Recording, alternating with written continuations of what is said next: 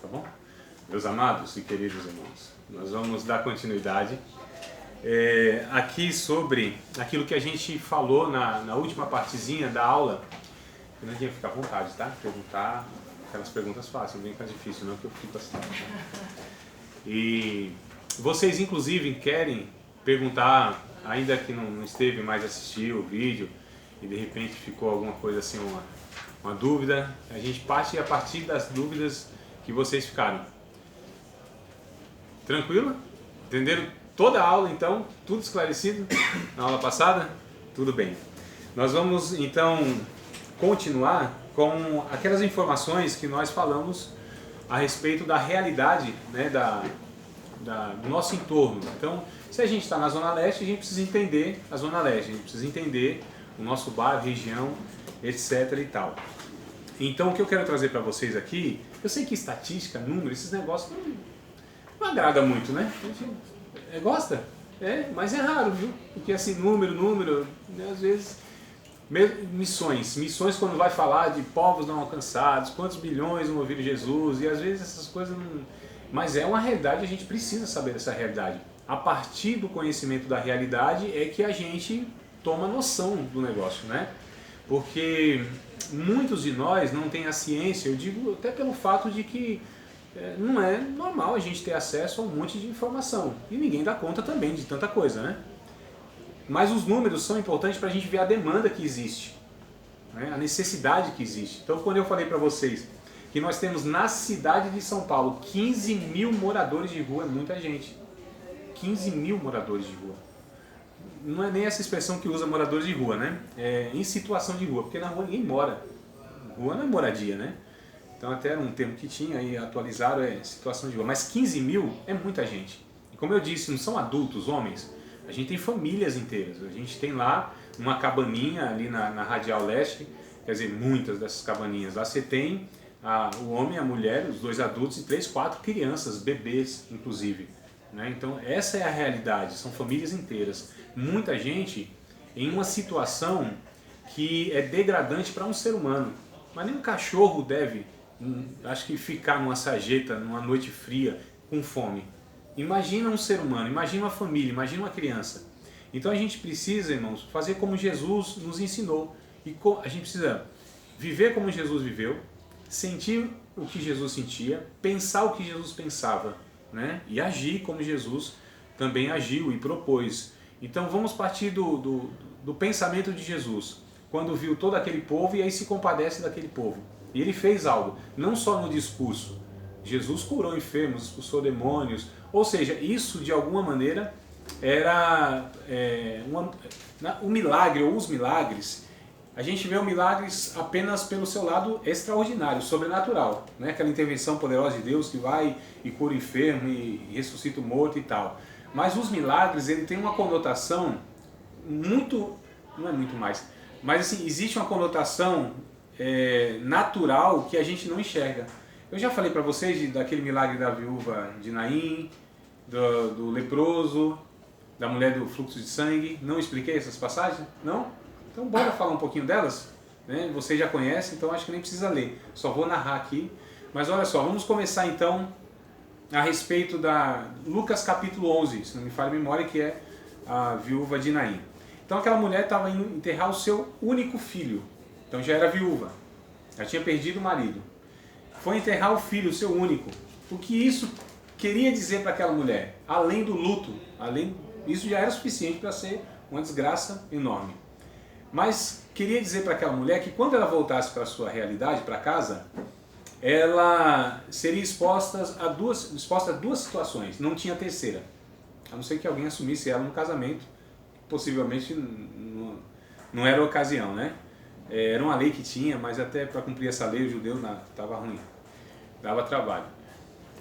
Então o que acontece? Ela ia voltar para casa, tinha duas opções, naquela cultura e naquela época, ou prostituição ou mendicância. Mulher naquela cultura e naquela época, quando não tinha um homem em casa, né, ou marido ou filho, que o filho assumiu o lugar, o primogênito, né, isso aconteceu com Jesus inclusive, essa mulher não tinha emprego, não tinha as pensões, não tinha INSS, não tinha nada desses recursos que a gente reclama, mas ainda tem alguma coisinha parecida, né?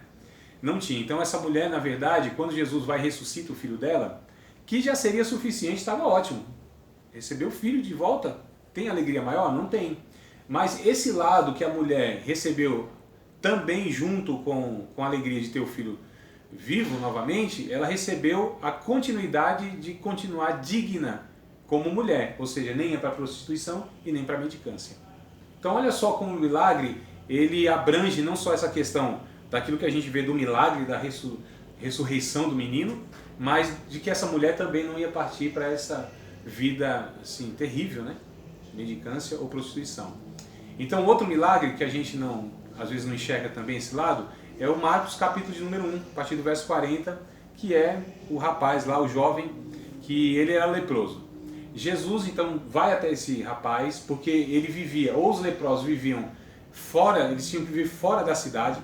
Se alguém se aproximasse dele, né, de algum leproso, isso está na lei, no Antigo Testamento, ele tinha que gritar, leproso, leproso, leproso. Ele não podia deixar ninguém se aproximar dele. Com certeza, Jesus então ouviu esse rapaz falando, leproso, leproso, e Jesus não para de ir ao encontro desse rapaz. De alguma maneira ele tinha ouvido falar de Jesus, de alguma maneira. Então ele vem correndo, ele vê que Jesus não para de ir ao seu encontro, ele então vem correndo, se ajoelha aos pés de Cristo, adora Cristo e diz, Senhor, se tu queres, tu bem pode me limpar.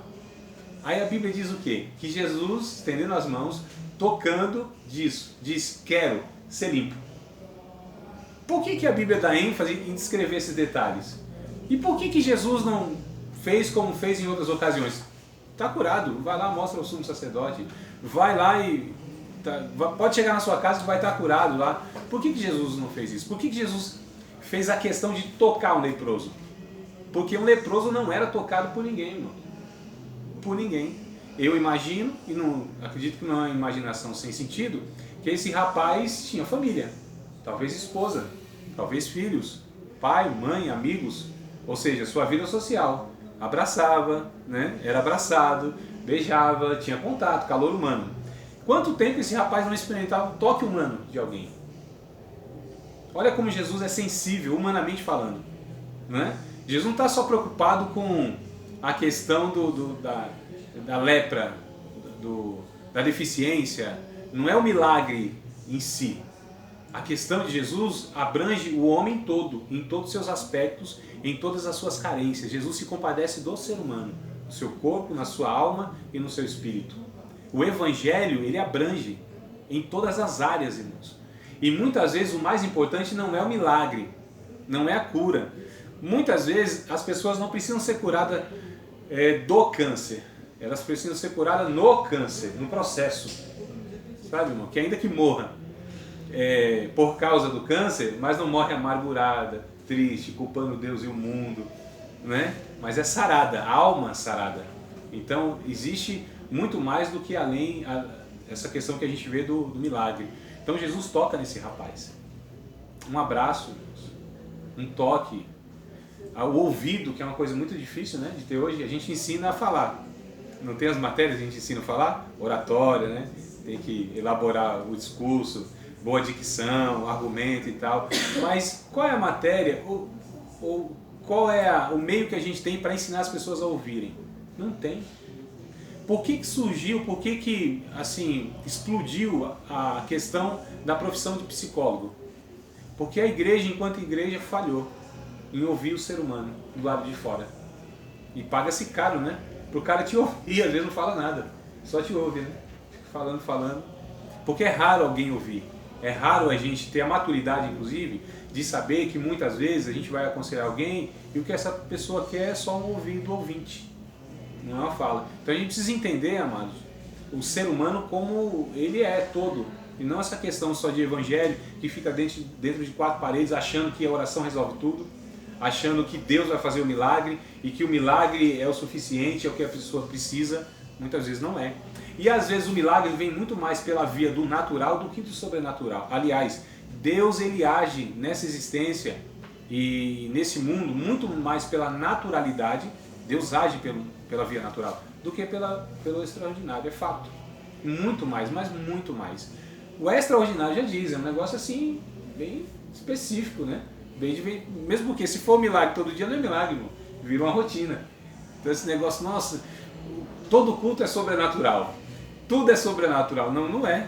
Senão, e aí? A gente está vivendo só o sobrenatural? Nós vivemos o natural. De vez em quando Deus vem, interfere no natural, e aí é o sobrenatural. De vez em quando. Mas é na naturalidade das coisas que Deus vai agindo.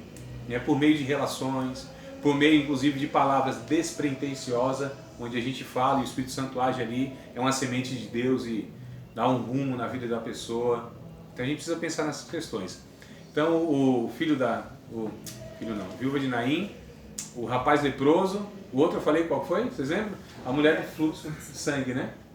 Então aquela mulher, mesma coisa.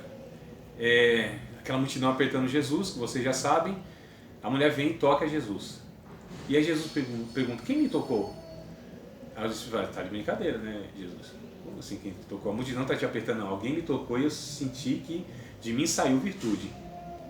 Aquela mulher, ela tinha um fluxo de sangue, possivelmente uma hemorragia, alguma coisa assim, ininterrupta, impossibilitava ela de participar da cerimônia, dos cultos assim.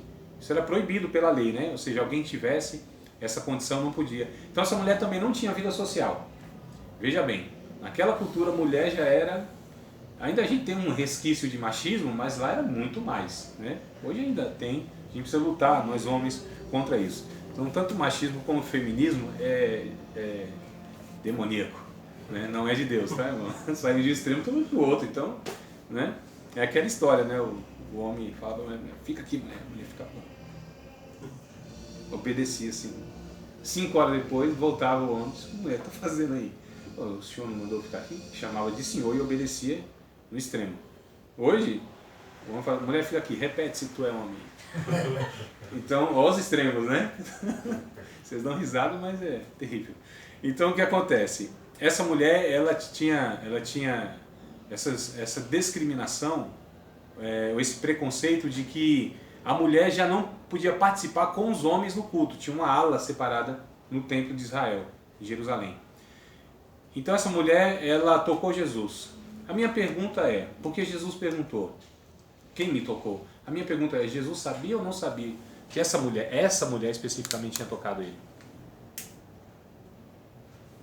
O que eu fiz agora? Foi a pergunta. Sabia, eu acho que Sabia? E por que ele pergunta, não, quem me tocou? Eu queria que alguém falasse. Não sei. A virtude dele? É o quê? Virtude. Não.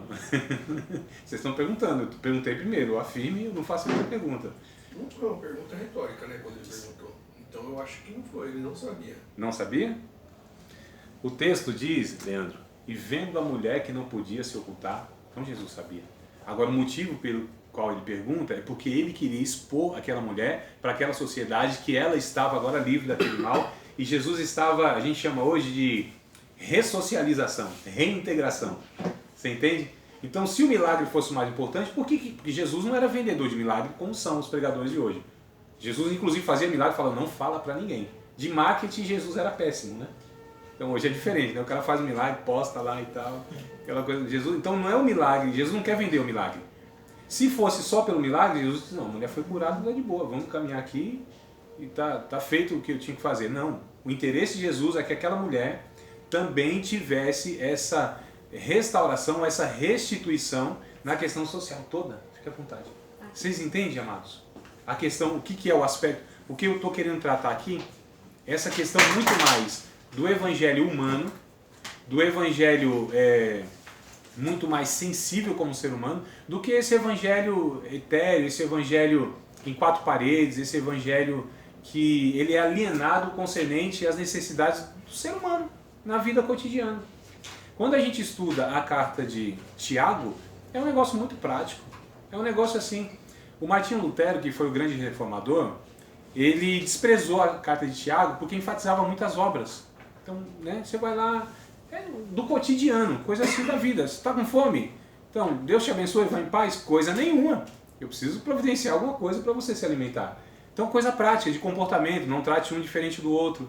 Não faça, né, acepção de pessoas. Então, cuidado com a língua, cuidado para não falar mal dos outros. Então, são coisas do dia a dia, do cotidiano, que o Evangelho trata. Então, o Evangelho dá muito mais, a Bíblia em si, os ensinos da Bíblia, é muito mais para aqui e agora do que para ali e além. Muito mais.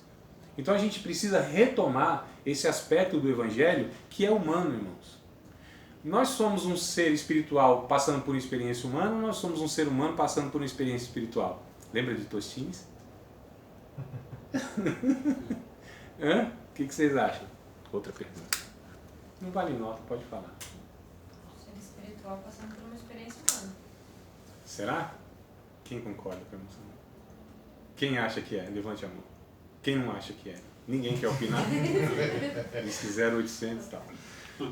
Olha só, nós somos um ser humano passando por uma experiência espiritual. Tá. Não, tá correto, é isso mesmo. É porque eu acho que muitos pensam que nós somos um ser espiritual passando por uma experiência humana. Nós somos um ser, não é? O que você falou foi isso? Qual foi? Foi isso daí. Que nós somos um ser espiritual passando por uma experiência humana. Ah, essa foi a resposta? Não.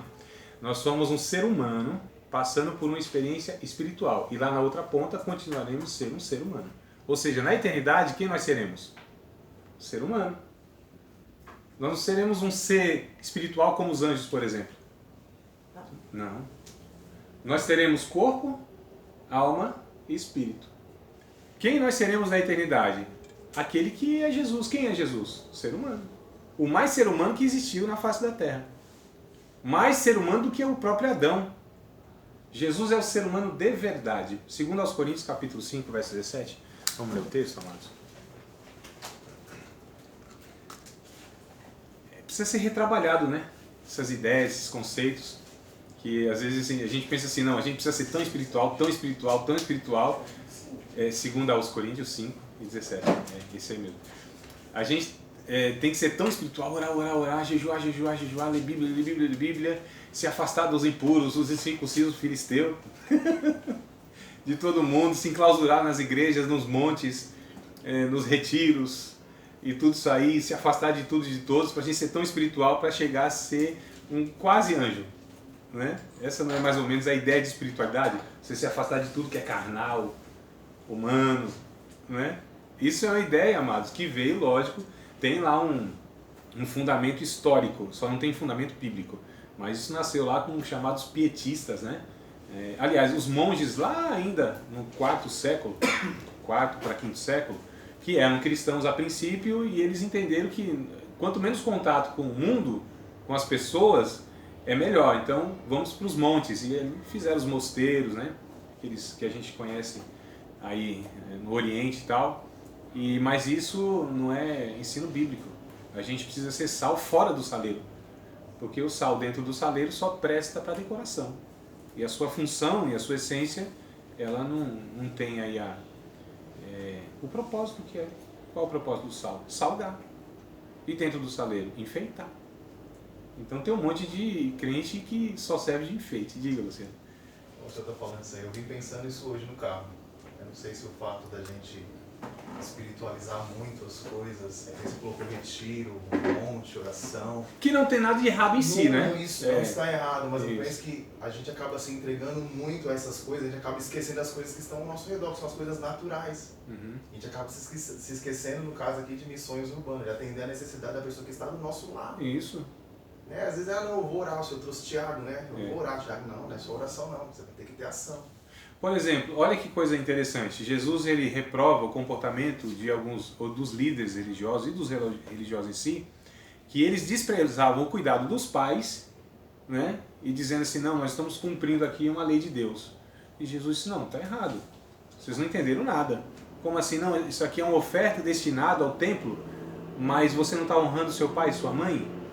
Então tem alguma coisa errada, né? Então sempre essa questão, muitas vezes é omissão, outras vezes é uma esquiva da responsabilidade, porque é muito mais fácil a gente falar, não, Deus vai te abençoar, ou alguém é responsável por você. Não, sou eu, né? A igreja não, nós individualmente temos as nossas responsabilidades como cristãos, filhos, pais, e profissionais, cidadãos e por aí vai.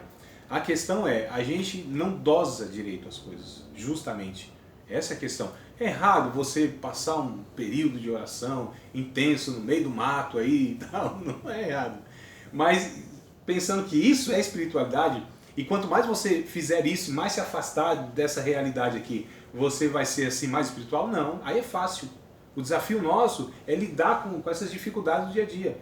Né? Ah, eu queria tanto trabalhar numa empresa. Ou Jesus, de irmãos assim, Jesus me enviou numa empresa só tem crente. Que coisa ruim, né, irmão? Meu Deus, só tem crente lá?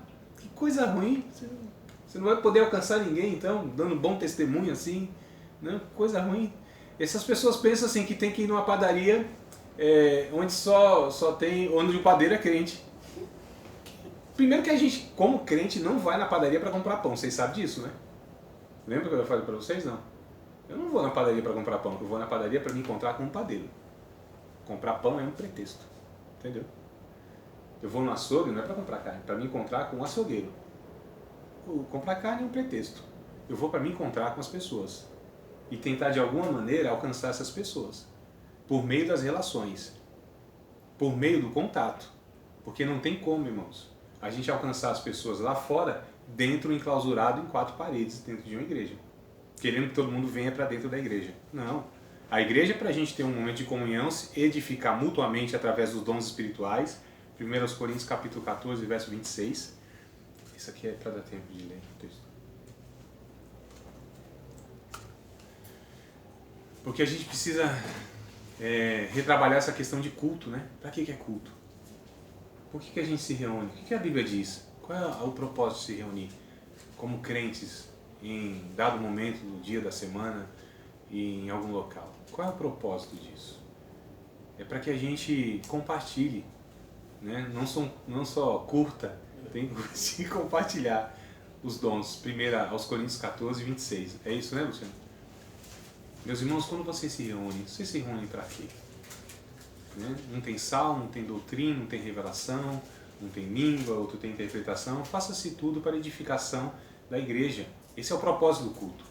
É para que a gente edifique uns aos outros. É muito mais horizontal o negócio do que vertical. Muito mais horizontal, irmãos. E o desafio é muito mais no horizontal. O vertical é fácil. Eu e Deus, a gente se ajeita por aqui, né? Eu e Deus, converso com Deus. Minha relação com Deus está boa, tá? E aí o João diz assim, tá? Tua relação com Deus está boa na medida que a relação com os outros está. Então o termômetro de espiritualidade é a minha relação com os outros, não com Deus. Com Deus é fácil. Inclusive com Deus não tem pendenga nenhuma, não tem arenga nenhuma, né? Acabou a briga. Jesus já consertou isso. Então eu e Deus está em paz. O sangue de Cristo, irmão, a obra de Cristo resolveu isso. Então, a hora que eu chegar diante de Deus, embora eu tenha cometido pecado, todo mundo peca o dia todo, né? Em vários momentos do dia, inclusive, mas eu me aproximo de Deus já resolvido, já foi pago, já foi quitado. O nosso problema é de relacionamento com o próximo. E o pior é que o próximo está perto. E quanto mais perto, mais desafio é. Não é? Entenderam? O que Jesus disse? Ame quem? O próximo. Por quê? Porque o próximo está perto. É fácil amar o longe. Aquela história que a grama do vizinho é sempre mais verdinha, porque ele está longe, né? Até eu sugeri assim, resolve isso, mano, muda para um apartamento, não tem grama do vizinho. Bobagem, né? Tá bom. Inclusive o nosso tema hoje da célula, né, Lu? A gente falou bastante dessa questão, né, da grande obra, e falando também dessa questão que nem tudo, lógico, tem que levar a palavra de Deus, mas a gente não pode ir de mãos vazias, né? Por exemplo, você vai acolher uma pessoa em situação de rua, ou fazer uma visita no orfanato, alguma coisa, você tem que levar alguma coisa, né? Sim. Para suprir aquela necessidade que entra nessa questão, né? Não é só o espiritual, tem a parte material também, né? Exato. Na verdade, Priscila, a gente divide essas coisas, a Bíblia não divide. A Bíblia não faz essa dicotomia espiritual e natural. Não tem essa. Tudo, para a Bíblia, o ensino bíblico, na mentalidade de Deus, tudo é uma coisa só. Mesmo porque o que tem de material que não se originou do espiritual? Me cite uma coisinha apenas, uma. Não existe. Tudo veio. O que diz Hebreus capítulo de número 11, verso 1? Vocês lembram o que diz? Pode narrar aí, Luciano? Narra pra gente. Ora. É o fim das coisas. Se esperam. E a prova. São das coisas que não se Vem. Continua aí, varão. Então vamos lá ler para a gente gravar esse negócio aí. Capítulo 11 de Hebreus, verso 1. É muito interessante. 1, 2 e 3, tá? 1, 2 e 3. Né? Principalmente o 3. Olha só, nós estamos falando de fé. Não é?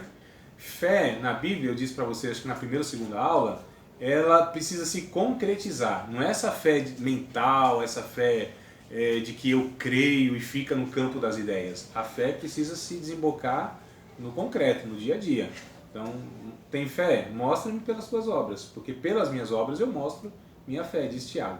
Então, fé não é mística. A fé, ela precisa se traduzir em obras, no dia a dia. Ora, a fé é o firme fundamento das coisas que se esperam, a prova das coisas que não se veem. Pela fé os antigos alcançaram o testemunho. Pela fé entendemos que os mundos, está no plural, não está? Os mundos foram criados pela palavra de Deus de maneira que aquilo que se vê não foi feito do que é aparente. Então tudo que surge nos mundos, espiritual, material, mineral, tem vários mundos, vegetal, né? Todos os mundos, galáxias, esferas no mundo, da criação na Terra, tudo isso se originou do espiritual. Então tudo tem uma matriz espiritual. Então a Bíblia não faz essa separação. Isso aqui é espiritual, isso aqui não é. O que é mais espiritual? Eu passar 2 horas em um culto levantando minha mãozinha para cima, dizendo glória a Deus e aleluia, né?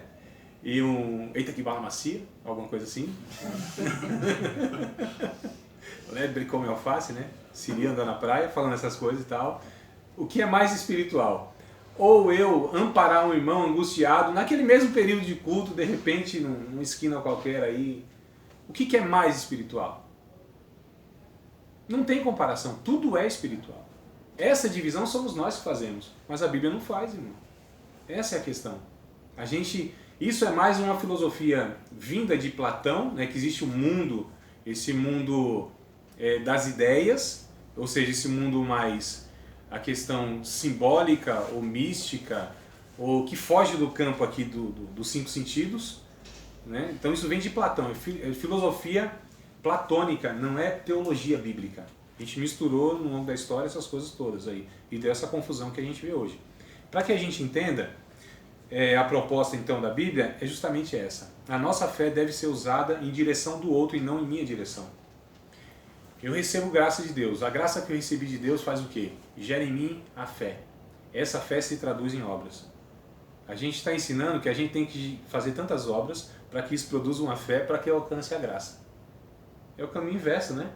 Graça, fé, obras. Não é obras, fé, para alcançar a graça. Tá entendendo, irmão? Esse negócio de graça alcançada é outra religião. Né? Põe até uma plaquinha lá, não põe? Graças a tal por alcançar aí o tal. Mas vamos lá. População de São Paulo é em torno de 12 milhões de pessoas, tá? Tem alguma coisa que eu fiquei para falar? Não? Citei? Versículo? Não, tá tudo certo, né? Tá um silêncio assim, eu tô... Tá um silêncio hoje, não tá? Não tem aquela música de fundo. 2 Coríntios 5,17, acho que não. Ah, aí tá, obrigado. Eu sabia que tinha alguma coisa para falar do ser humano, A Bíblia diz que os que estão em Cristo é nova criatura. Ou criação, depende do... Criação é melhor ainda a versão, tá? É nova criação. Eis que tudo agora vai se fazendo novo porque as coisas já passaram. Então os que estão em Cristo é nova criação. Quem é Jesus? Jesus tem 2 paradigmas. O homem e Deus. Em um único ser. A gente tem 2 paradigmas. É o divino e é o humano. Eu estava escutando uma música, é muito interessante. Diz assim: mestre, como será esse sonho teu? Sonhas como homem ou sonhas como Deus? Sonhas com a glória que tinha com o Pai na luz ou sonha com a cruz? Como seria o pensamento, ou melhor dizendo, o sonho de Jesus? Ele sonhava como Deus ou como homem? Olha que coisa interessante. Mas Jesus, ele nesse paradigma de ser humano, é o primeiro ser humano. Em todos os outros, neles serem recriados. Então é uma nova criação que Deus está fazendo em Cristo. Nova criação do quê? De seres humanos. Seremos seres humanos porque fomos seres humanos e nunca deixaremos de ser ser humano. Haverá uma ruptura na morte, onde o espírito se separa do corpo, mas isso se unirá novamente lá na eternidade. Ou seja, corpo, alma e espírito. Nós teremos um corpo no céu, não como este, corruptível. O que diz o 1 Coríntios 15, verso 51 e 58? Lembra do texto? Já citei um bocado de vezes para vocês, eu gosto tanto que eu vou citar de novo ele. 1 Coríntios, capítulo 15, verso 51 ao 58. Eis que vos digo um mistério, nem todos dormiremos, mas todos seremos transformados, num abrir e fechar de olhos, ante a última trombeta. Porque a trombeta soará, os mortos vão ressuscitar. Isso que é mortal vai se revestir de imortalidade. Isso que é corruptível vai se revestir de incorruptibilidade. E quando isso que é mortal se revestir de imortalidade? E quando isso que é corruptível se revestir de incorruptibilidade? Então cumprir-se a palavra que está escrita. Tragada foi a morte na vitória. Onde está a morte, teu aguilhão? Onde está o inferno, a tua vitória?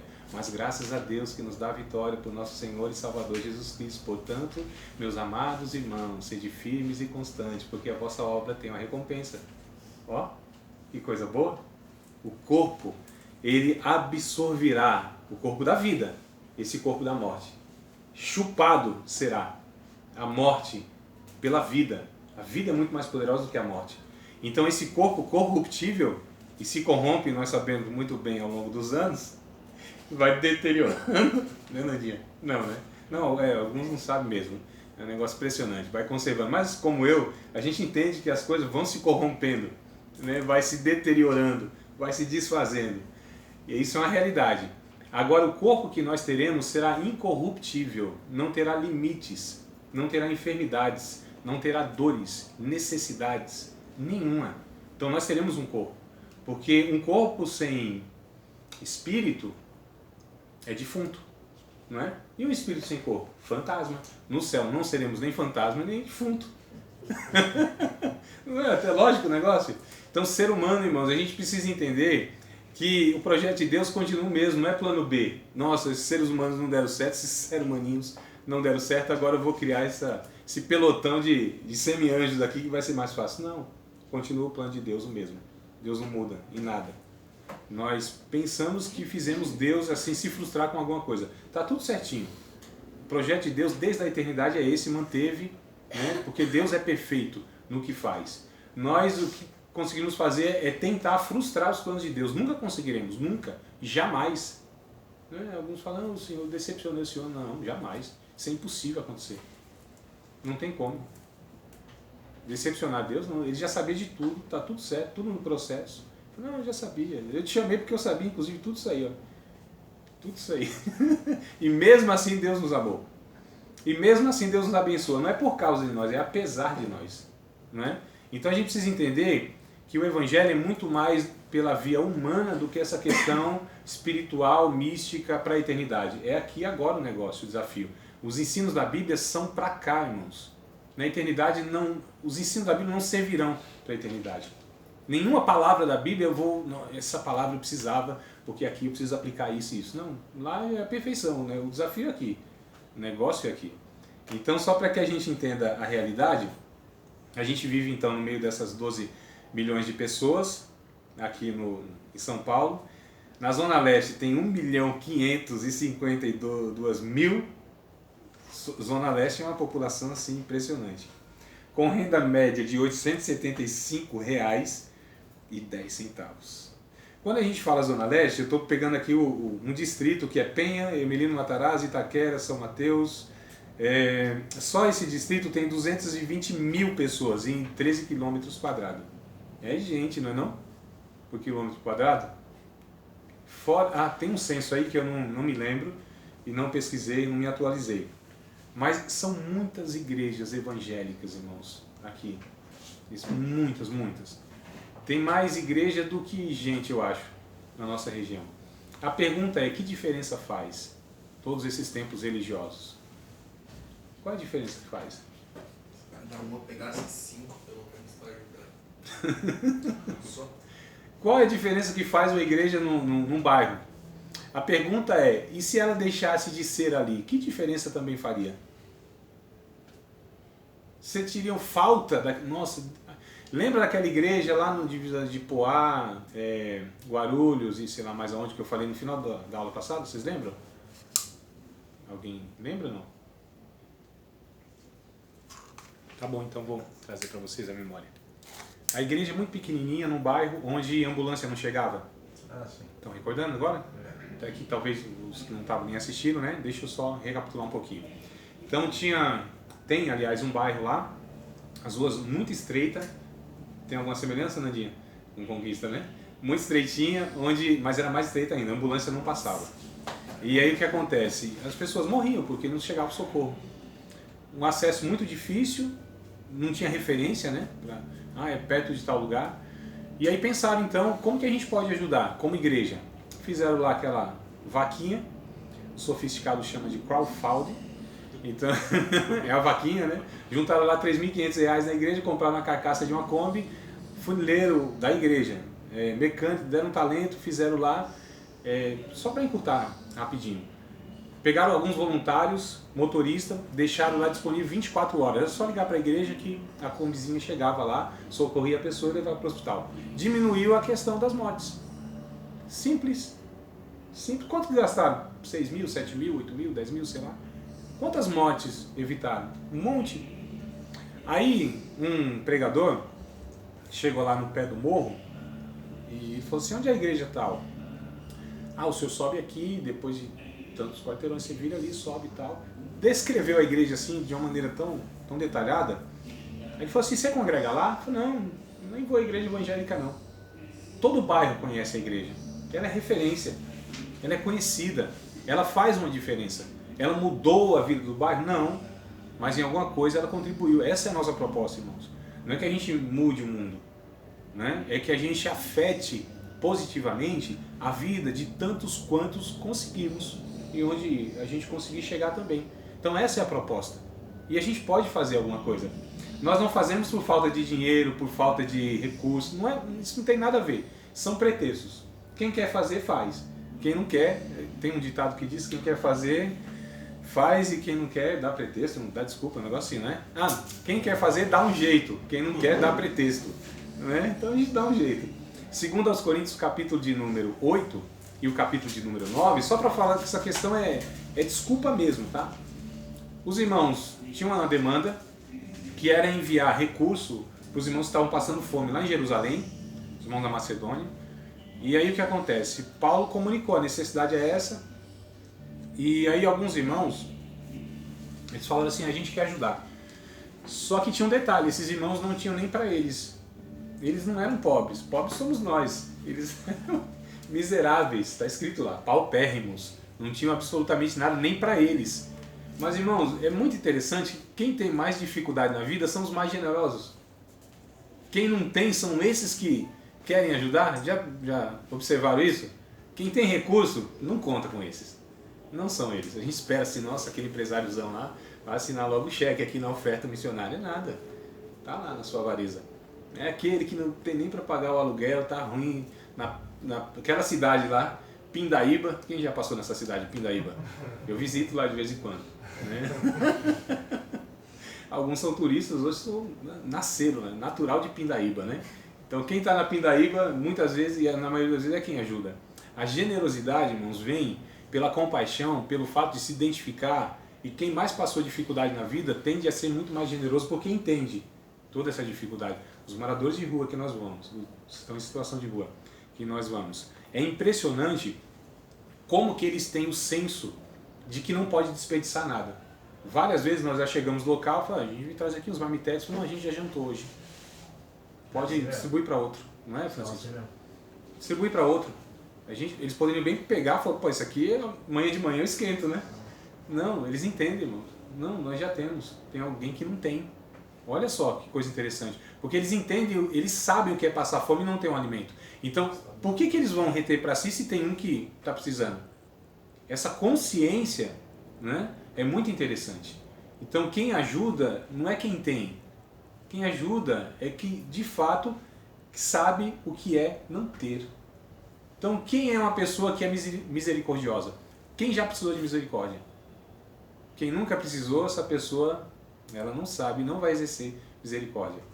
Quem é uma pessoa que entende o valor de uma companhia? Quem já precisou de um. E por aí vai, né? Então, para a gente entender aqui, irmãos, eu não li, mas eu recitei a passagem de 2 Coríntios 8 e 9, a situação é essa. Os irmãos quiseram, pediram para Paulo, e Paulo disse não, né? Paulo sabia da situação deles. Mas aí Paulo disse assim, tá bom, vocês pediram muito, mas o que eu vou falar para vocês é o seguinte, está no capítulo 9. vocês, antes que desse alguma coisa, vocês se deram ao Senhor. Olha que coisa interessante. Eles se deram a Deus. Não é que eles deram alguma coisa material. Eles se entregaram a Deus. E o que Deus quer, na verdade, de nós? Nós. Coisa interessante. Não é nada que a gente não tem nada para dar para Deus. O que a gente dá, irmãos? Né? Ah, eu dou o dízimo. Ah, não é possível que a gente pense isso, né? A gente dá o dízimo, a gente dá a oferta, a gente dá alguma coisa. Não, também. Devolve. Não tem nada. Não, a gente pode até devolver essa partezinha, né? Mas a gente, por direito, deveria Deus falar tudo meu, pode devolver tudo meu. Deus é generoso, fala, administra aí uma coisa para você, o resto para os outros. A gente não sabe dessa dosagem justa, a gente é injusto todas as vezes, né? Porque tem gente que acha que é justo, não, vou dar 10% aí conta, centavos, irmãos. Não é?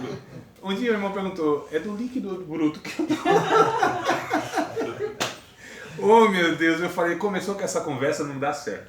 Isso é mente religiosa, irmão. Não do líquido do bruto. Não é? Eu sei. Ó Deus falando, hein? É só no tiro da comissão. Então, irmão, tem que dar tudo, não é dízimo. Fala assim, André, você é a favor do dízimo? Eu falo a favor do dízimo, do trízimo, de tudo, tem que dar tudo. Mas a gente tem, lógico, que dosar, né? A gente não é desequilibrado desse ponto que...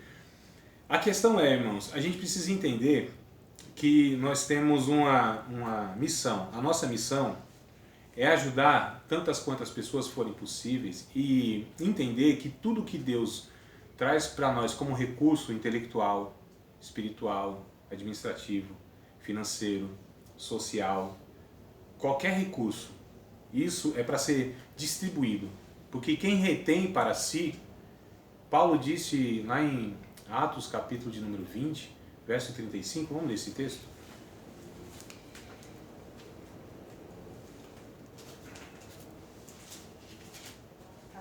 Atos, capítulo 20, verso 35, se não me falha a memória é isso. Aliás, acho que o 34 também vale a pena ler. O verso acho que é 34 e 35. Como o 34 eu não lembro exatamente, eu vou pedir para que alguém leia o 34 e o 35 também. Quem achou pode ler, se quiser. Vocês mesmos sabem que essas minhas mãos supriram minhas necessidades e as de meus companheiros. Em tudo o que fiz, mostrei-lhes que, mediante trabalho árduo, devemos ajudar os fracos, lembrando as palavras do próprio Senhor Jesus que disse: há maior felicidade em dar do que em receber. Ah, sem dúvida, né? Aí alguns estão pensando, é claro, né, que é mais feliz aquele que dá do que recebe, porque quem dá tem para dar. Não é essa a visão de Paulo. A visão de Paulo é muito mais feliz aquele que dá, porque não retém para si. Porque quem retém para si é semelhante àquele louco que fez uma colheita muito grande de sopa, o celeiro nem cabe tanto dinheiro. Olha um banco que o dinheiro não cabe, tem que construir um banco maior. Esse é louco. Esse que ajunta para si não é rico para com Deus. Qual deveria ser a atitude daquele homem? Supriu a sua necessidade, encheu o seu celeiro, o que sobejou? Reparte aí para os outros. Isso a lei falava, inclusive. Então, bem-aventurado é feliz, não é que eu dou porque... A felicidade não está em eu ter para dar. A felicidade está em não reter aquilo que não necessito, que não preciso. Né? Então, a gente precisa entender, amados, que a gente tem uma tarefa, que é a tarefa de ser justo, e a gente não consegue fazer isso. E para não ser injusto, então a gente dá além daquilo que a gente pensou que tinha que dar. A gente faz aquilo que a gente pensou que devia fazer. Porque se a gente só dá ou só faz aquilo que entende que é para fazer, Jesus diz, é servo inútil, só fez o que foi mandado mesmo. Né? Então existe a lei e existe aquilo que extrapola a lei. O que extrapola a lei? O amor. Não é? Ah não, Deus diz para dar o dízimo. Deus diz para... Tá, fez tudo isso? Inútil. Como diz o poeta, lembra do poeta? Nós somos inútil. Nós somos todos inútil. Lembra desse poeta, não? Né? Deixa pra lá, né, irmão? É um poeta aí, não considerado poeta no meio gospel. Então, queridos, o que acontece? Nós não somos justos. Então vamos ser injustos ao contrário, ou seja, generosos, né? Vamos fazer aquilo além do que Deus pediu para nós. Vamos exercer o amor, e o amor não tem regra, o amor não tem limite, o amor não contabiliza nada, o amor não põe nada em conta, não tem crédito nem débito. Amor não lida com essas categorias. Né? Amor é sacrificial, tem que me custar. Se não me custa, não tem virtude nisso, irmãos. Não tem virtude. O Davi, ele disse assim, Senhor, eu vou dar para o Senhor alguma coisa que não me custe nada? Não vou fazer isso. Tem que me custar. Porque havia uma necessidade de oferecer um sacrifício e ele era rei. Então chegaram para ele, o dono de uma terra, disse, rei, essa terra, usa ela, é tua, vou te dar. Não precisa pagar nada. Davi disse, não. Eu vou dar a Deus alguma coisa que não me custe nada? Tem que custar, irmãos. Tem que custar. Fazer só o tempo quando sobra, o dinheiro quando sobra, só aquilo que sobeja? Não, isso não tem amor, não tem sacrifício, não tem virtude nenhuma. Fez só o que devia fazer, mais nada do que obrigação. Inútil. Serve inútil. Né? Eu ia ler alguma coisa aqui, eu esqueci do texto. Então eu vou pegar outra informação aqui para a gente trabalhar, que é sobre um projeto que a igreja, ou toda igreja deve ter para a comunidade. Aí eu coloquei algumas propostas aqui de projetos, tá? Por exemplo, a gente precisa ter um projeto com as escolas. Eu estava ouvindo esses dias um negócio muito interessante de um pensador, e ele disse, eu não sou nem a favor, eu acho que a solução não é ter escola particular, mais escolas particulares, e nem trabalhar nas escolas públicas. Eu acho que a proposta seria nós termos escolas da comunidade. Entendeu? Cada bairro, cada região, trabalhar a escola com a comunidade, envolvendo a comunidade. E de fato é isso que precisa mesmo. Quem é professor sabe da importância disso, de você envolver. Porque o problema da educação não é da educação. O problema da educação não é do Estado. O problema da educação é aqueles que deveriam estar envolvidos na educação e não estão e transferem responsabilidade. Entendeu? Um dia uma mãe ligou para a professora e disse assim, professora, eu queria saber o que eu posso fazer para ajudar a senhora a educar meu filho. Falei, não, você não entendeu nada. Quer dizer, você quer me ajudar a educar o seu filho? Não, desculpa, foi ao contrário. Foi ao contrário. O que eu disse? Isso mesmo. Foi isso. A mãe perguntou para a professora como... Para ajudar a educar. Isso, mas é ao contrário, né? É ao contrário. A professora perguntou para Educação bem dos pais, né? Sim. A escola não educa, na verdade. A escola escolariza. Sim. Escolariza. Prepara para o mercado de trabalho. Essa é a finalidade maior da escola, né? Nos tempos que a gente vive. Não no princípio, mas nos tempos que a gente vive é essa. Então a questão é alcançar as escolas. O maior campo missionário que nós temos na cidade de São Paulo, no estado de São Paulo, são as escolas. É fato. Trabalhei, inclusive, aqui na Zona Leste, 17 anos atrás, eu acho, por aí, com as escolas. A demanda é muito grande. As escolas estão abertas para as igrejas. Aberta. Agora eu estou iniciando uma questão de mensal, né? Ou bimestral, de prevenção, palestra de prevenção às drogas em escolas. Vocês não têm noção de como os diretores querem isso. Vocês não têm noção de como eles desejam isso. Tem recurso financeiro. Até agora não chegou esse recurso para mim, mas tem. Tem, eu sei que tem aí do governo. Também não estou fazendo por isso, não. Mas a questão assim, eles querem, irmãos, serem ajudados. O que falta para a igreja? Se envolver nisso. Tem um projeto para as escolas, né? Inclusive, tem outras propostas que eu vou trazer para vocês depois, só pincelando aqui. A gente precisa ser uma igreja missional, ou seja, que entenda que nós precisamos não só alcançar escolas, mas vocês sabiam que as universidades, elas foram criadas, aliás, vocês sabiam que toda a estrutura que existe hoje, social, foi criado pela igreja na história e não existia cemitério, não existia cemitério, foi criado pelos cristãos. Nos 3 primeiros séculos, matava-se tanto cristão, mas tanto, deixavam assim pelas ruas. Então, o que os irmãos faziam? Iam lá, recolhiam o corpo dos irmãos e enterravam no lugar. E aí criou espaços para enterrar esses irmãos. E chamaram, lá em Roma, de cemiterium. Isso quer dizer lugar onde se dorme. É um conceito cristão, que não se morre, se dorme. Então, os cemitérios foram criados por cristãos. Não existiam hospitais nos moldes que nós temos hoje. Isso não existia. Inclusive, os hospitais, a maioria, tem nome religioso, não é? A maioria. Então, foram criados pelos cristãos. Universidade não existia. Universidade. Foram as primeiras, Harvard, Cambridge, Oxford, essas mais famosas e outras mais. Foram criados para ordenar pastores, formar pastores. Olha que contradição, e hoje o evangelho para entrar lá é uma briga, né? O que mais? Prisão, não como a gente tem hoje, mas a proposta e tal, de pegar a pessoa e tentar ressocializar. Orfanato, o homem que orava, meu Deus, qual que é o nome dele? Esqueci, hoje eu estou ruim na memória. George Miller. George Miller tem um livro fantástico chamado O Homem que Orava. Ele sustentava mais centenas e centenas de órfãos. Então não existia essas propostas na sociedade. Tudo isso é criado por quem, irmãos? Pelos cristãos. As escolas criadas por universidade, hospitais, asilo, orfanato, tudo que a gente tem como estrutura social foram criados por cristãos da história. E hoje nós estamos desprezando isso aí, colocando na mão do Estado, né? Já paga imposto, então não, irmãos. A gente precisa retomar isso.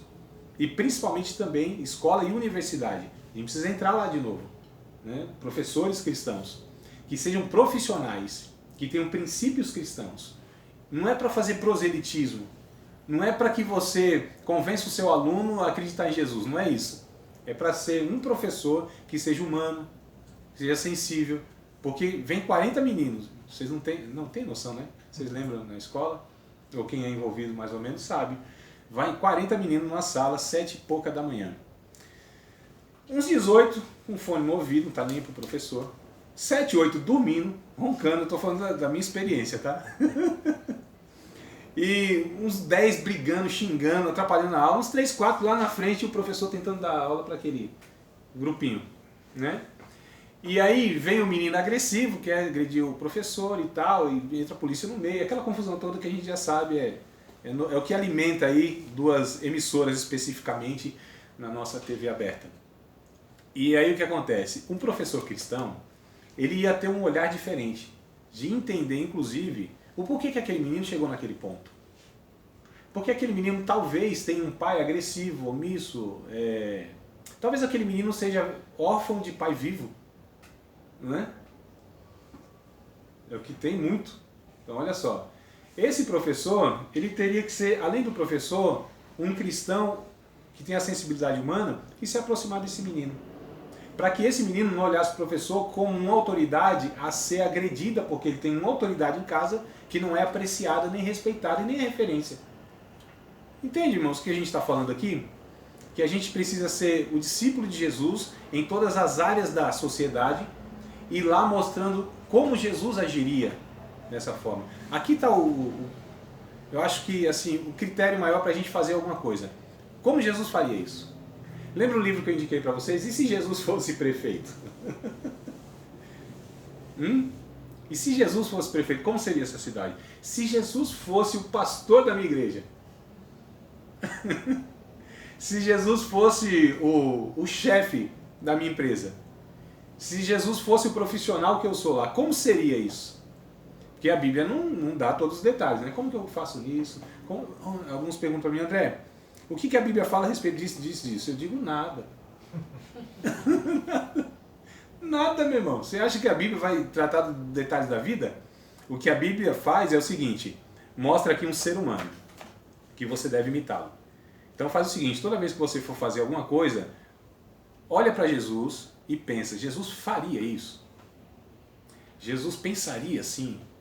Jesus sentiria assim? Como que Jesus falaria? Jesus se comportaria?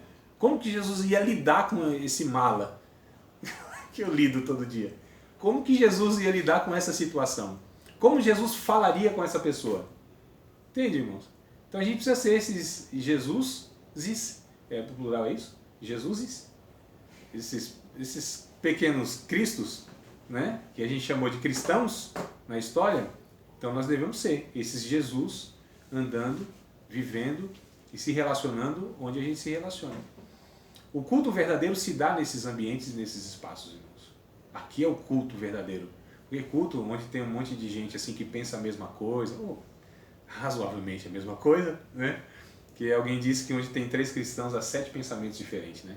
Um negócio terrível, meu Deus. A gente precisa promover seminários com temas relevantes e atuais, preventivos e não reativos. Estou falando de propostas que a igreja precisa ter, tá? Promover seminários com temas relevantes e atuais, preventivos e não reativos. O que eu quero dizer com isso? Há 2 semanas atrás, ou 1 semana atrás, não lembro mais de nada, acho que foi 1 semana atrás, eu dei uma palestra sobre suicídio, depressão e suicídio. Então eu disse que eu estou rindo da memória, mas, meu Deus, quantos milhões? 1 milhão de suicídios por ano no mundo. 1 milhão de pessoas tirando a sua própria vida todo ano. 1 milhão, é muita gente, não é? O que me espanta é que, sem exceção, esses todos 1 milhão de suicídios poderiam ser evitados. Todos eles são evitáveis, todos. Então, onde se errou nisso? Na prevenção.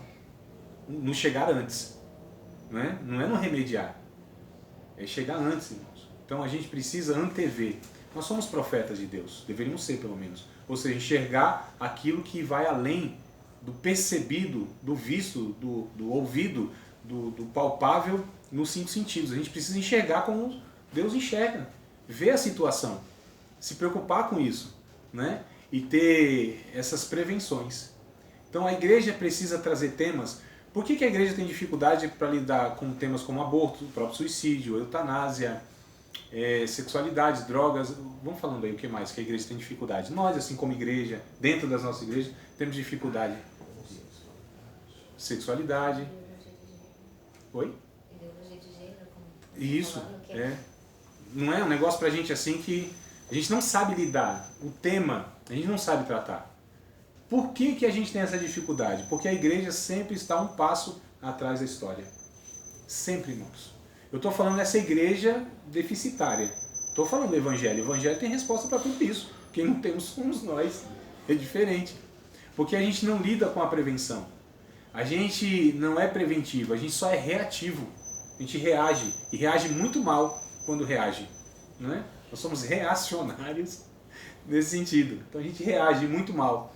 A gente precisa entender que a Bíblia tem a resposta que a humanidade precisa, nas suas agonias, nos seus dramas, nas suas confusões.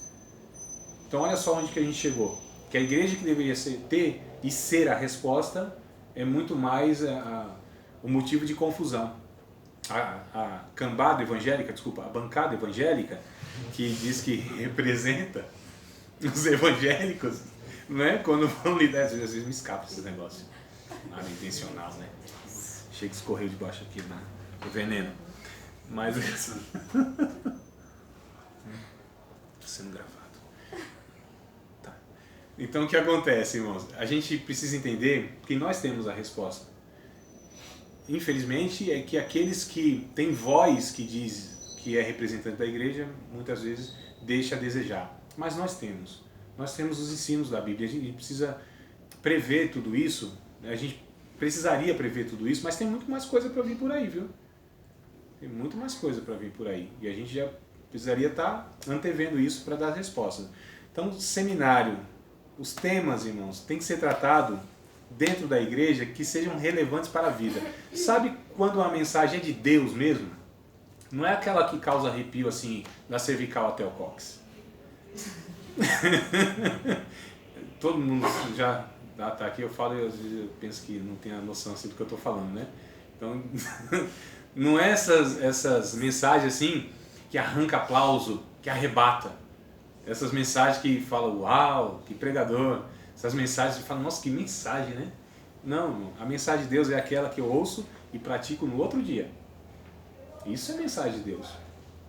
Que me provoca, que me confronta, que me estimula e que me faz viver no outro dia nas relações ordinárias, cotidianas. Aí sim.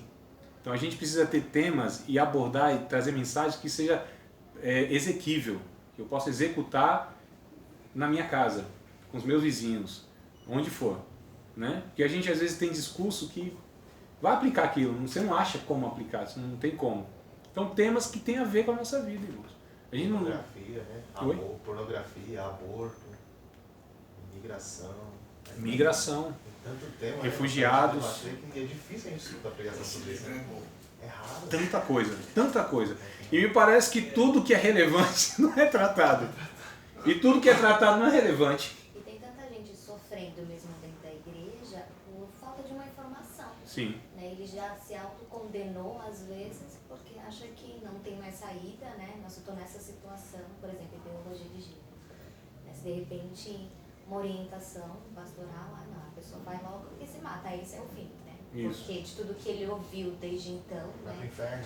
Vou pro inferno, não tem mais jeito pra mim. E eu onde, preciso mudar. e onde essa pessoa esperava que ia ouvir essa orientação? Dentro de uma igreja evangélica, na boca de um discípulo de Jesus? Ou ele já criou tipo uma barreira tão grande que ele não consegue chegar talvez no seu pastor e abrir o coração, né? Falar assim, eu estou nessa situação porque tudo que ele aprendeu vai totalmente contra, certo? Ok, não é que vai ser a favor, mas dá essa abertura para que a pessoa venha e possa pedir ajuda, né?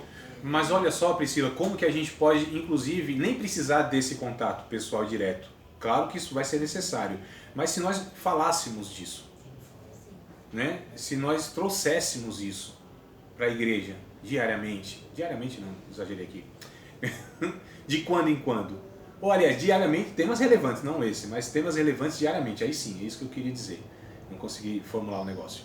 Mas a gente evitaria até essa necessidade muitas vezes, caso específico, sim, acompanhamento, discipulado e tal, mas muitas vezes Deus poderia usar essas ocasiões e essas mensagens, inclusive para alcançar essas pessoas e tratá-las e sanar tudo isso, né? A questão é essa, isso precisa ser pauta das mensagens. Quando a gente pega as mensagens na boca de Jesus, na boca dos apóstolos, irmãos, é coisa prática, é coisa assim que as pessoas ouviam e de fato aplicavam na sua vida. A Bíblia é prática. A gente que gerou esse negócio tão teológico, teórico, de conceito e aquela coisa toda que quando você fala, tá, nossa, que coisa boa, olha, não entendi isso, mas você não consegue encaixar na vida. Não é? Mas a mensagem tem que arrancar aquele arrepio, se não arrancar o arrepio não valeu, né? Aí dá o culto. Esse é o problema. É porque a gente é o povo que precisa sentir, né? Isso, é a emoção da alma, né? Tocou minha alma. Que também faz parte do processo, né, irmão? Faz parte, não faz? A gente não pode desprezar isso, mas assim, não é medido por isso. Não é sempre, né? É, não é. Deus está se movimentando nessa questão da emoção. Claro, lógico que não. Mas o emocional é parte de cada pessoa. Não, mas emoção a questão não é assim, irmãos, questão de Deus. o que é os nossos cultos, eles têm cunho emocional e as músicas e tudo é pensado, não estou generalizando, né? Eu sei que tem lugares que não é assim e tal, né? Tem lugares que não é assim. Mas a gente percebe que aquele ambiente e o propósito é isso. Se o cara chorou, é o termômetro, aí sim, né? Chorou, me arrepiei, chorei. Isso que faz parte do processo, mas isso não transforma ninguém. Emoção. Do jeito que vem, vai. Os missionários, há muito tempo atrás, o que eles faziam para tentar mostrar para a igreja que era importante missões? Mostrava um menino na África, as costelas de fora, uns 5 metros, assim, um urubuzinho só esperando ele assim para... Lembra dessa imagem? Era muito usada pelos missionários. Irmãos, o povo tirava tudo, domingão, assim, dava tudo no culto. Vamos dar relógio, dar tudo, dar dinheiro, né? Porque, meu Deus do céu, quem que pode ver uma cena daquela e não se comover? Então dava, atingiu a emoção. A pessoa dá tudo e faz algumas coisas assim, né? Meio complicada, porque você pegou pela emoção. Na segunda-feira, ninguém nem orava mais por missões, não queria saber mais de menino. O menino passava assim, ó, no farol pedindo alguma coisa, trombadinha, não sei o quê. Você não atingiu, você não mudou compreensão, conceito. Não é? Passa daí do cara e fala, estou fora do meu âmbito de missão. Não, a questão, irmãos, é que A não... emoção já passou. Porque emoção passa, ninguém vive com as emoções à flor da pele toda hora. E quando se age por emoção, geralmente essa questão mesmo assim, volátil, esse negócio, fiz, mas não vou continuar fazendo porque não é um fruto, eu não faço como fruto de um entendimento, de uma consciência que foi transformada pelo Evangelho. Rogo-vos, pois, irmãos, pela compaixão de Deus, disse o apóstolo Paulo. Eu vou trazer uma versãozinha melhor aqui. Pelo amor de Deus, é isso que Paulo estava falando, tá? Pelo amor de Deus, que vocês apresentem o vosso culto racional. Olha só, rogo-vos, pois, irmãos, pela compaixão de Deus, que apresentei os vossos cultos racional, isso aqui mesmo. É 1, 2, né? 1 e 2, é 1 também. Rogo-vos, pois, só deixar 2, ó. 1 que é esse pedido desesperado de Paulo. Rogo-vos, pois, irmãos, pela compaixão de Deus, que apresentei os vossos cultos santo e agradável a Deus, que é racional. E não vos conformeis com este mundo, mas transformai-vos pela renovação do vosso sentimento. Não, entendimento. para que experimentei qual seja a boa, agradável e perfeita vontade de Deus. O culto tem que ser na razão, um raciocínio. A emoção faz parte? Tem o seu lugar? Tem. Mas a emoção não leva ninguém a nada, não transforma a vida de ninguém. É ali, na hora. E algumas lágrimas são né? Eu penso que, assim, o pensamento meu, eu acho que é um pouco radical, mas me incomoda um pouco que as pessoas hoje, os cristãos, eles não raciocinam. É? É assim, é umas coisas surreais. Você vê, e as redes sociais, elas ajudaram muito com isso. A pessoa não raciocinar. Ela sai da igreja, chorou, borrou toda a maquiagem, fez tudo. Aí chega na esquina, vê, como o senhor falou, vê um morador de rua, vê um travesti que passa por você te engana. É indiferente, né? É indiferente ou, enfim, até na questão política hoje, eu acho que as pessoas, às vezes, elas deixam de raciocinar. Assim, fala, cara, vê isso. É uma coisa que às vezes é tão lógica, assim, que você fala. Não é porque a pessoa ou diz que é de Deus, ou fala que é de Deus, ou levanta a bancada evangélica, seja lá, e fala e levanta o nome de Deus, o que ela está fazendo é uma coisa certa, uma coisa social, é uma coisa que está atingindo todo mundo. Exato. Eu tenho um pouquinho assim de ranço da bancada evangélica, justamente porque eles se intitulam evangélicos, eles buscam seus próprios interesses, que normalmente é da sua igreja local, não é um interesse em comum do evangelho, e fica por isso. E luta e briga e faz tudo por aqui. Eu vou um pouquinho mais além nessa tua fala, de que o político evangélico, por exemplo, não deve labutar pelos evangélicos. Sim! Né? Então, é questão...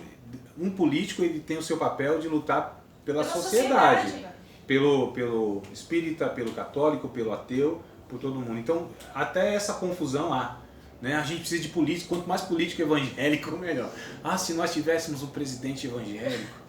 Já se pensou assim, né, um tempo atrás, né? Já tivemos, irmãos. Café Filho, lá nas décadas passadas, né? Vocês pensaram que eu ia falar outro, né? Lá no Café Filho, evangélico, presbiteriano. Né? Olha só, a história desconhecida. Tivemos um presbiteriano, uma igreja assim até que razoavelmente considerada como equilibrada e tudo mais, né? A gente precisa entender que nós precisamos fazer a diferença em todos os âmbitos da sociedade, e nós como igreja devemos então reconhecer que Deus nos deu recursos, né? E nós precisamos, inclusive, tem muito mais coisa que é racional, irmãos. É lógico, Deus não precisa falar. Deus não precisa falar. Meu André, eu vou com você. Se Jesus confirmar, eu vou. Né? Deus precisa falar o quê? Já está tudo falado, irmãos. Eu não preciso de profecia bíblica para me falar a respeito de nada, a respeito do que eu devo fazer na minha vida cristã. Nada. Deus não precisa. Deus já me ensinou o suficiente pela Bíblia para me conduzir, e naquilo é muito claro. Eu não faço por negligência, por outra coisa. Mas eu não tenho a clareza de Deus. Eu tenho clareza de Deus a respeito de tudo. Se faço ou não faço é outra história. Mas o entendimento tem. E nós precisamos ter um entendimento. E devemos fazer conduzidos por um entendimento, por uma compreensão, por uma cabeça cristã, por uma mente de Cristo, que Paulo disse que nós recebemos, essa mente de Cristo. Então a gente precisa fazer pela razão mesmo. A razão bíblica, eu estou falando, a lógica bíblica, o raciocínio bíblico. Não tem nenhum problema com o raciocínio. Essa é a questão, né? A fé desassociada da razão. Quem disse isso? Lógico que não. A fé, ela é racional, com as categorias, lógico, da razão de Deus. Porque Deus é um ser inteligente. Eu estou tentando puxar aqui na memória a questão da razão, da fé. Existe a fé pode ser explicada, é isso que eu queria trazer para vocês. A fé, ela pode ser explicada de uma maneira racional. Já ouviu falar isso? Porque diz assim, não, fé ninguém explica. Fé ninguém explica. É tão óbvio, preto no branco, assim, ninguém explica. Não. A fé pode ser explicada. Se não pode ser explicada, é fideísmo. E eu vou deixar vocês dormir com esse barulho dessa palavra. Procure saber o que é fideísmo, na próxima aula vocês trazem aí o significado. A não ser quem quer agora explicar o que é fideísmo. A diferença entre fé e fideísmo. Google, peraí. Dá uma gulgada aí, mano? Não.